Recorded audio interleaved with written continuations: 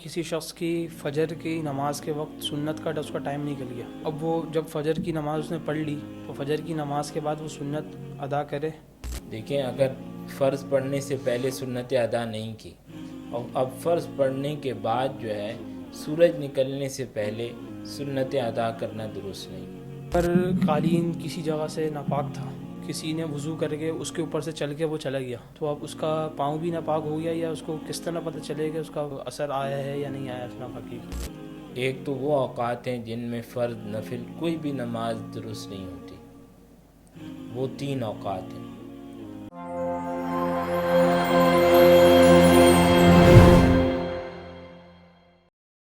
السلام علیکم ناظرین کرام، میں ہوں عدین الہی، الرحمان میڈیا کے پروگرام آپ کے مسائل کے حل میں خوش آمدید۔ آج ہمارے ساتھ موجود ہیں مہمان گرامی استاد محترم مفتی طاہر صاحب۔ السلام علیکم ورحمۃ اللہ وبرکاتہ۔ وعلیکم السلام ورحمۃ اللہ وبرکاتہ۔ اچھا، ایک سوال یہ ہے کہ جب بچہ پیدا ہوتا ہے کچھ دنوں بعد اس کے 7ویں دن بال کٹتے ہیں اور کچھ ٹائم بعد اس کی ناف بھی جھڑتی ہے، تو یہ چیزیں ان کا کیا حکم ہے؟ ان کو دفنانا ضروری ہے یا کیا کرنا چاہیے؟ ہاں، ان کے لیے درست طریقہ یہی ہے کہ ان کو جو ہے کسی قبرستان وغیرہ میں کہیں پر گڑھا وغیرہ کھود کر جو ہے وہ دفنا دیے جائے۔ اسی طریقے سے ناخن وغیرہ ہوتے ہیں، انسانی اعضاء ہیں، جو بھی آپریشن ہوا، کوئی اس کٹ گیا، کاٹا گیا، ان تمام کے اندر یہی ہے کہ ان کو جو ہے وہ باقاعدہ دفن کر دینا چاہیے۔ اچھا، ایک سوال یہ پوچھا ہے کہ ایام 20 کے روزے سے کیا مراد ہے؟ ایام 20 کے روزوں سے مراد یہ ہے کہ ہر اسلامی تاریخ کی جو درمیانی تاریخیں ہوتی ہیں نا، یعنی 13، 14 اور 15، یہ 3 جو دن ہیں ان کو ایام 20 کہتے ہیں، اور ان کا روزہ رکھنا جو ہے مستحب ہے۔ آپ علیہ الصلاۃ والسلام نے اس کی ترغیب دی ہے، اور خود بھی آپ علیہ الصلاۃ والسلام ایام 20 کے روزے رکھا کرتے تھے، اس لیے ان ایام کے اندر روزہ رکھنا باعث فضیلت ہے۔ البتہ لازم یا ضروری نہیں ہے، یعنی کسی نے نہیں رکھے تو گناہ گار نہیں ہوگا، لیکن رکھ لینا یہ بڑی فضیلت کا اور ثواب کا ذریعہ ہے۔ اچھا، ایک سوال یہ ہے کہ اگر قالین کسی جگہ سے ناپاک تھا اور کسی نے وضو کر کے اس کے اوپر سے چل کے وہ چلا گیا، پاؤں رکھ کے وہ چلا گیا، تو اب اس کا پاؤں بھی ناپاک ہو گیا، یا اس کو کس طرح پتہ چلے کہ اس کا پاؤں میں اثر آیا ہے یا نہیں آیا اس ناپاکی کا؟ دیکھیں، اگر پاؤں بہت زیادہ گیلا تھا جس کی وجہ سے قالین بھی گیلی ہو گئی اور گیلی ہو کے نجاست کا اثر اس کے پاؤں پر آ گیا ہے، تو پھر پاؤں ناپاک ہو گیا، دھونا پڑے گا۔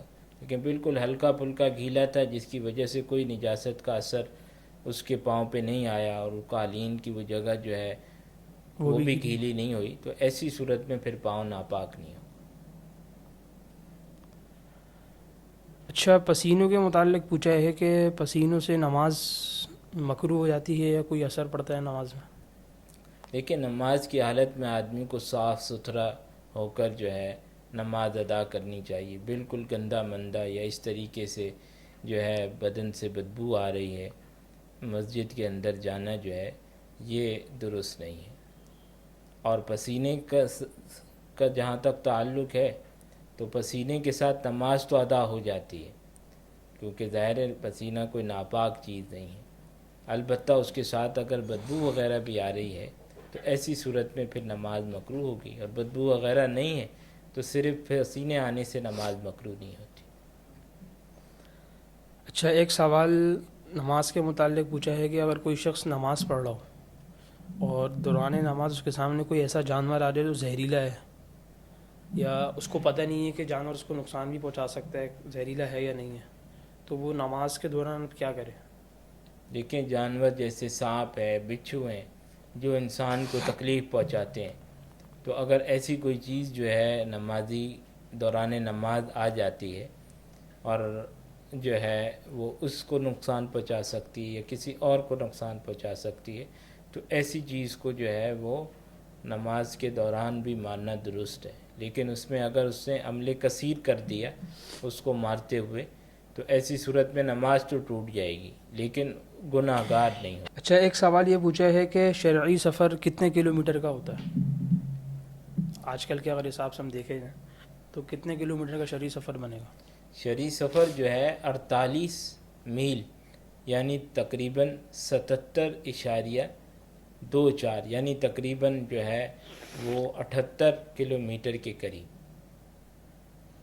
اچھا یہ کوئی جب سفر کر رہا ہو تو وہ مسافر کب سے بنے گا؟ گھر سے نکلنے کے فوراً بعد بن جائے گا یا کوئی اس کی حد ہے؟ دیکھیں جس نے اپنے شہر سے جو ہے 78 کلومیٹر کے ارادے سے جو ہے وہ سفر کے لیے نکلا ہے تو محض اپنے گھر سے نکلتے ہی وہ مسافر شمار نہیں ہوگا، یعنی سفر کے احکام جو ہے شروع نہیں ہوں گے، بلکہ جب وہ اپنے شہر اور اس کی آبادی سے بالکل دور نکل جائے گا تو اس وقت جو ہے پھر مسافر کے احکام شروع ہوں گے، اور اس وقت پھر وہ نماز وغیرہ جو ہے 4 رکعت والی جو نماز ہے ان کو قصر کرتے ہوئے 2 رکعت ادا کرے گا. اچھا جو مسافت ہے یہ تو گھر سے شروع ہوگی یا شہر سے نکلنے کے بعد 78 کلومیٹر شروع ہوگا؟ اس سلسلے کے اندر جو ہے راجح یہ ہے کہ جہاں سے آدمی کا سفر شروع ہو رہا ہے جیسے ایئرپورٹ ہے، اسٹیشن ہے، وہاں سے جو ہے مسافت کا اعتبار ہو. بعض اوقات یہ ہوتا ہے لوگ اپنی گاڑیوں میں بھی جا رہے ہوتے ہیں تو پھر گھر سے ہی شروع ہوگا. اس صورت کے اندر تو جو ہے جب وہ اپنے گھر سے ہی جا رہے ہیں تو ایسی صورت میں ظاہر ہے یہیں سے وہ سفر شروع کر رہے ہیں، تو اس صورت میں گھر سے جو ہے ان کا سفر شروع ہونا شمار ہوگا. اچھا بچے کے کان میں عورت اذان دے سکتی ہے؟ جب بچہ پیدا ہوتا ہے اس کا اذان دینا سنت ہے، تو عورت اذان دے سکتی ہے؟ دیکھیں بہتر تو یہی ہے کہ مرد جو ہے اس کے کان کے اندر جو ہے وہ اذان دے. بچہ جب چھوٹا ہے اور اس کو اذان دینے کی ضرورت پیش آ رہی ہے تو مرد جو ہے وہی اذان دے. البتہ اگر جو ہے کوئی مرد نہیں ہے، عورت بھی اذان دے دیتی ہے تو بھی انشاءاللہ جو اذان دینے کا حکم ہے وہ پورا ہو جائے گا. اچھا ایک سوال انہوں نے یہ پوچھا ہے کہ قرآن مجید کے اندر مور کے جو پر رکھے جاتے ہیں تو یہ رکھنا درست ہے؟ دیکھیں اگر کوئی اس نیت سے رکھتا ہے کہ بھائی اس میں برکت ہوگی، اس کو تبرک سمجھ کے یا باعث برکت سمجھ کر رکھنا تو درست نہیں. البتہ اگر مور کا جو پر جو ہے بالکل پاک ہے، کوئی آدمی ویسی نشانی کے لیے رکھ لیتا ہے تو وہ منع بھی نہیں. اچھا ایک سوال انہوں نے یہ وضو کے متعلق پوچھا ہے کہ اگر کوئی شخص وضو کر رہا ہو اور اچانک سے دانتوں سے خون نکلنا شروع ہو گیا اور وہ رک بھی نہیں رہا، تو اب وضو کر کے وہ جماعت میں شامل ہو جائے کیونکہ جماعت نکلنے کا بھی اندیشہ ہے، یا وضو بار بار کرتا رہے؟ دیکھیں ایسی صورت کے اندر جو ہے پہلے خون کو روکنے کی کوشش کرے، اور اگر خون روکنے میں جماعت چلی جاتی ہے تو بھی خون کو ہی روکنے کی کوشش کرے. اب یہ آدمی جو ہے آخر وقت تک جو ہے انتظار کرے.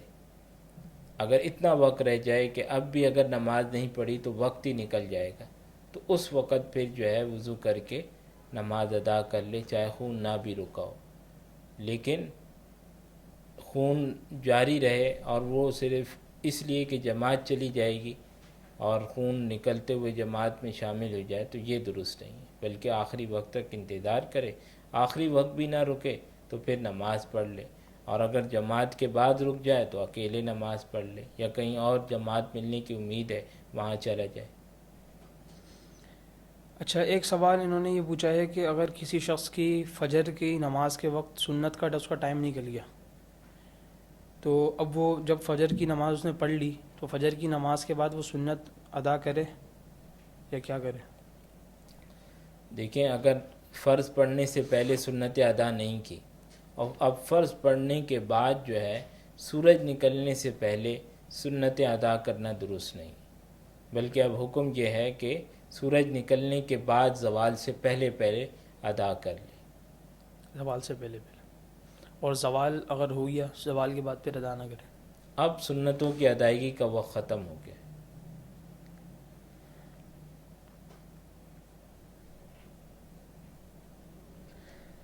اچھا، ایک سوال یہ پوچھا ہے کہ اگر مکروہ وقت چل رہا ہے اور مکروہ وقت میں اگر کوئی شخص آیت سجدہ تلاوت کر لیتا ہے تو اسی وقت وہ سجدہ اس کے لیے کرنا ضروری ہوگا یا وہ رکے جب مکروہ وقت ختم ہو جائے پھر وہ سجدہ کرے؟ دیکھیں، مکروہ وقت دو قسم کے ہیں۔ ایک تو وہ اوقات ہیں جن میں فرض نفل کوئی بھی نماز درست نہیں ہوتی، وہ 3 اوقات ہیں: جب سورج نکل رہا ہوتا ہے، سورج غروب ہو رہا ہوتا ہے، اور اسی طریقے سے استوا، یعنی جس وقت سورج بالکل درمیان میں آ جاتا ہے، جس کو ہمارے عرف میں عام طور پہ زوال کا وقت کہہ دیا جاتا ہے۔ تو یہ 3 اوقات جو ہیں ایسے ہیں کہ ان کے اندر ہر قسم کی نماز جو ہے منع ہے، فرض ہے، نفل ہے، واجب ہے، تمام نمازیں منع ہے۔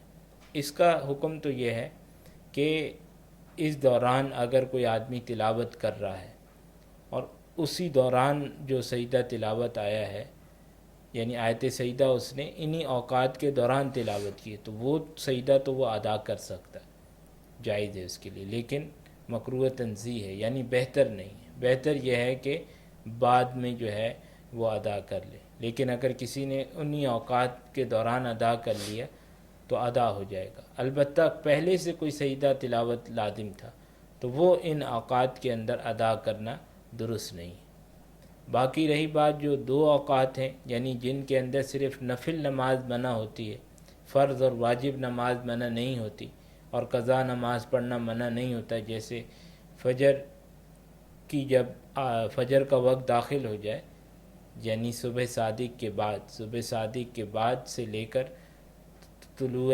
آفتاب تک، کہ جس کے اندر صرف فجر کی سنتیں اور فرض نماز درست ہوتی ہے، باقی نمازیں جو ہیں یعنی نفل نماز منع ہوتی ہے۔ اسی طرح اس کے اندر قضا نمازیں آدمی پڑھ سکتا ہے۔ اسی طریقے سے عصر کی نماز کے بعد، عصر کی فرض نماز کے بعد سے لے کر آخری 15-20 منٹ سے پہلے تک، یہ بھی ایسا وقت ہے کہ جس کے اندر آدمی جو ہے قضا نمازیں ادا کر سکتا ہے۔ تو ان اوقات کے اندر تلاوت کرنا اور سجدہ ادا کرنا یا پچھلا سجدہ ادا کرنا، یہ سب درست ہے۔ جزاک اللہ مفتی صاحب، وقت دینے کا شکریہ۔ اللہ تعالی ہم سب کو مسائل سمجھ کر اس پر عمل کرنے کی توفیق عطا فرمائے۔ السلام علیکم ورحمۃ اللہ وبرکاتہ۔